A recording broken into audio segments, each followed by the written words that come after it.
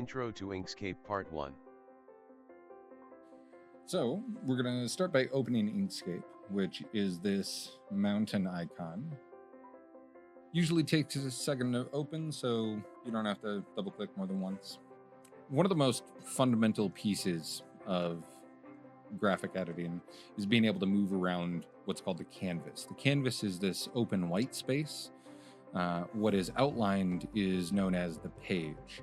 So moving around the canvas is absolutely essential to working smoothly in these kinds of programs. In Inkscape, the easiest way to move around, because you are already going to have your hand on the mouse almost always, is to just click down your scroll wheel on your mouse. So what you usually use to scroll up and down, if you just click it down and then drag your mouse, you'll be able to move throughout the entire canvas. Once you figure out how to move around, another super important part is being able to zoom in and out on whatever you want. So if you hold Control on the keyboard with your other hand and then slide the mouse wheel up or down, that will scroll you in and out. I've mentioned now where your hands should be, and this is very much a two-handed program. It's not particularly useful to you to take your hands off of the keyboard and mouse because you will always be wanting to change things, how tools behave and what's happening on the screen using keyboard shortcuts, and in particular Control, Shift, and Alt, which all have effects on most of the tools that we're going to use. So to begin with, we will look at the tools, which appear in a vertical bar over here on the left-hand side of the screen. The first one is what I've been using so far. This is the Selector Tool, and it is the fundamental tool. It's the one that allows you to rubber band over objects to select them. It's what allows you to pick an object up and move it around. It is the most basic tool, and because of that, you can almost always change your cursor back into the Selector Tool by hitting the space bar. So I'm going to change to the Node Editing tool right now by clicking on the Node Editing tool button over here, but you can also just hit the letter N on your keyboard, and that will also turn it into the Node Editing tool. While I have that, I can just hit the space bar and it changes back to your Selector Tool. And then if you hit the space bar again, it will change it back to whatever it changed away from. So this is the Bezier tool, which we can use to draw lines. We'll go over that more in a second, but I hit the space bar and now I have the Selector Tool and can move this around and interact with this in the way that the Selector Tool allows me to, and then hit the space bar again and get back to the Bezier tool to continue editing. Another absolutely essential keyboard shortcut is going back and forward in time. So back in time is Control and Z. So you can rewind in time. And as long as you make no edits in this time flow, you can go forward in time with Control Shift Z. So Control Z and Control Shift Z allow you to move backward and forward in time as long as no edits were made when you were back in time. If I go back in time and then make some edit, I can still go back in time and forward in time, but I have now found myself on a new timeline. I've created a new timeline, and I'll never be able to get back to the one previously where I had this line going down in this direction. So Control Z, Control Shift Z to move forward and backward in time. The Selector Tool, it's difficult to explain everything the Selector Tool does without something to do the selecting to. So I'm going to skip a few of these. This one and this one are the two that you are going to be using a ton. This one creates rectangles. This one creates circles or ellipses. And you can activate these in many ways. You can do it from the keyboard with the letter R for drawing a rectangle. You can use the letter E for ellipse, a circle being a type of special ellipse. But if you ever need a circle, you're looking for the ellipse tool to create it. So we will go over now the rectangle tool. The rectangle tool, you have to click and drag. You can't just click a point and then another point and have a rectangle appear. You click and drag. And when you do that, you get all sorts of control. You can see down here at the bottom of the screen, right here, this is the context menu that gives you information that is contextually related. It's related to what you're doing on the screen at that moment. So as I draw this out, you can see that down at the bottom of the screen, next to the layer 1 drop-down box, it says rectangle, and then it tells me right now in millimeters how large it is. And then it also tells me other things that I can do with it. I can hold control to make the square an integer ratio rectangle. So by holding the control button, it means that it will lock the ratio of this. Right now I can draw any size that I want.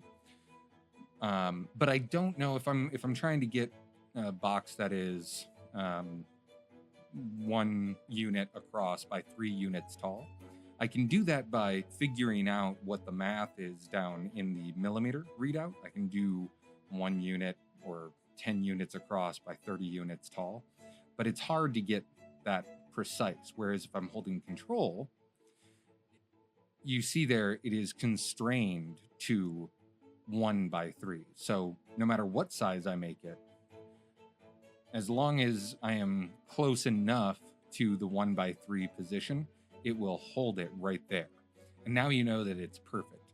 This is another big feature of graphic design, is that you can get perfect solutions to problems. And 1-to-1, this is important because if you want a perfect square, this is how you get it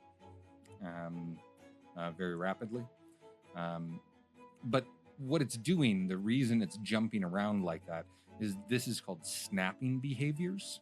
And snapping behaviors, they are simple or precise mathematical solutions to all sorts of things. In fact, over here, there's an entire menu of things that control different types of snapping.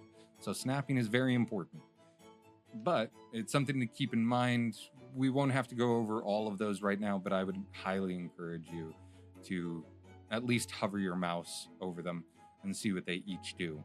We'll talk more about snapping in lots of different contexts. It winds up being incredibly important for getting accurate designs, especially if you're going to laser cut or use the vinyl cutters or do screen printing, anything like that. Clicking and dragging allows you to start making some rectangle. Holding control while you do it locks that rectangle to a simple ratio. And then you can also hold shift as you click and drag, and that will scale from the center of where you clicked will be the center of the rectangle instead of the normal behavior, which is one of the corners. Instead, when you hold shift, it makes where you clicked the center. You can use these modifier keys in conjunction. So if you want a perfect square that is centered where you clicked, then you hold both shift to get you the centering behavior, and you hold control, getting you the snapping to simple ratios behavior. And then you have a 1-by-1 square, however large you want it to be, and it will be centered exactly where you clicked. Now, let's say that you want a 1-by-1 rectangle that is a perfect square, but you want it to also be some very specific size. You can switch over with spacebar, or by clicking on the Selector Tool, or by hitting the F1 key on your keyboard to the Selector Tool. And then click on the shape, and up here, this is the context menu for all of the tools. Each tool will change what that menu looks like, and how it changes it is based on the sorts of settings that you will need in relation to the tool that you have selected. So right now, This is the position on the x-axis. This is the position on the y-axis.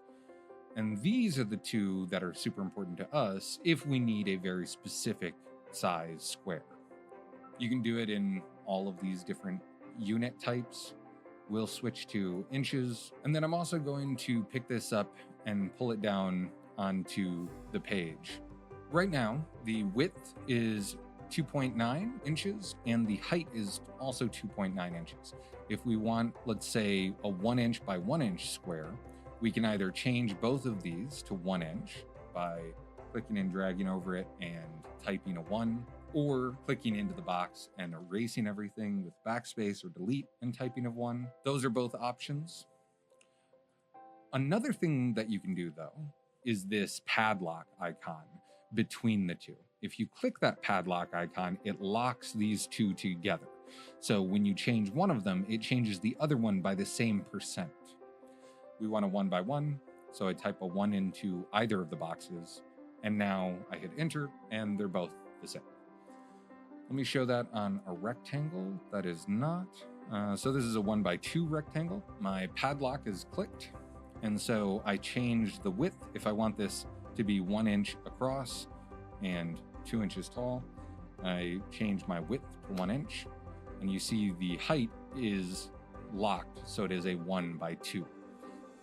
Take that same rectangle. I got back to just using Control Z, and I can make this 10 inches. And now that rectangle, holding Control and rolling back on my mouse wheel, and this allows me to zoom out to show the whole thing. And it is now still that 1 by 2 rectangle, but it is now 10 inches by 20 inches instead of 2.5 inches by whatever. All right. Thanks for watching part 1. Click the card for part 2. Or you can find the link in the description. See you soon.